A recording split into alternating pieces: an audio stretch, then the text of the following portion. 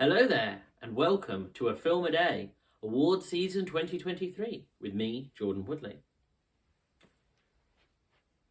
My relationship to Guillermo del Toro has become trepidatious, I would say. Often, there's something to be said about the idea that in his early days, I absolutely adored his work, when no one, lots and lots of mainstream audiences didn't know who he was.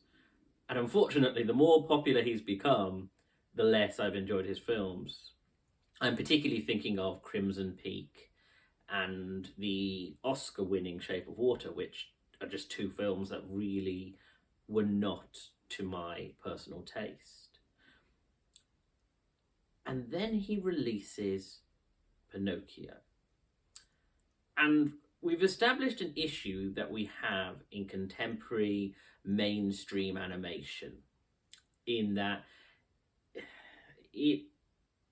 there is a point in which, in the last, I'd say, 10, maybe 15 years, where classically, children's storytelling did have a certain element of challenge to it, where there was just that extra layer of complexity that I think children appreciated. That you had your cookie cutter children's stories, but then you had your slightly more mature, slightly more challenging children's narrative, of course, famously from literature, with the classic fairy tales as they were presented with the darker elements.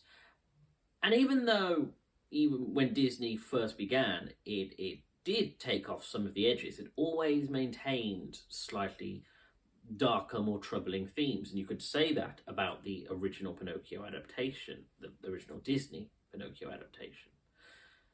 But there just hasn't been that level of challenge.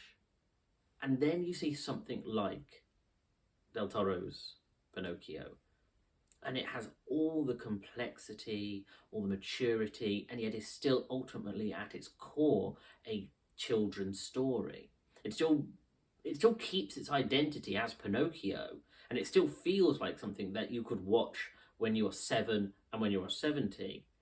But it addresses issues of age and death and being in the world and war, and Del Toro really understands how to layer, going back to Pan's Labyrinth, he understands how to layer sort of a child's appreciation of the world with darker, more complex ideas about the socio-political situation that a certain film is set in.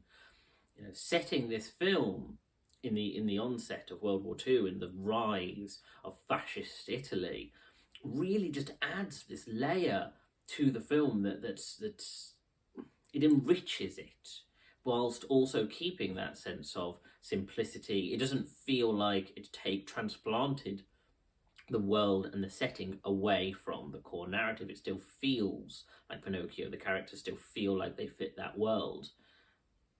And yet, because of that setting, we get that sense of tragedy. We get the extra story of Geppetto's son being killed at the beginning. We get that sense of, a creature, quote unquote, like Pinocchio being there for the service of the state. We get the rise of fascism throughout the course of the narrative. And I just think there's something elegant about it. And even then there are further layers to that, where you have things like, as opposed to having the traditional blue fairy, we have these wood sprites, and we have death as characters in it. But the lore and mythology of them ties into the sort of classical telling of those tales and our relationships, where they are creatures of mystery, and yet they have this compassionate relationship to life and to humans and living beings. And I just think it's so enriching. And this is the kind of film that you should show someone who's young and really spark their imagination. This is where I will confess, where it comes to the Oscar and BAFTA animated features, Pinocchio is the only one that I have seen, and I am very aware that that is a flaw of mine, but ultimately it is the only one that I have seen to date, and I will go to watching the others and possibly discussing them on this platform. But from what I understand, and even in its isolation, I genuinely think Pinocchio is a phenomenal film, and I sincerely feel that it should win the Best Animated Film. Thank you for joining me. Till next time.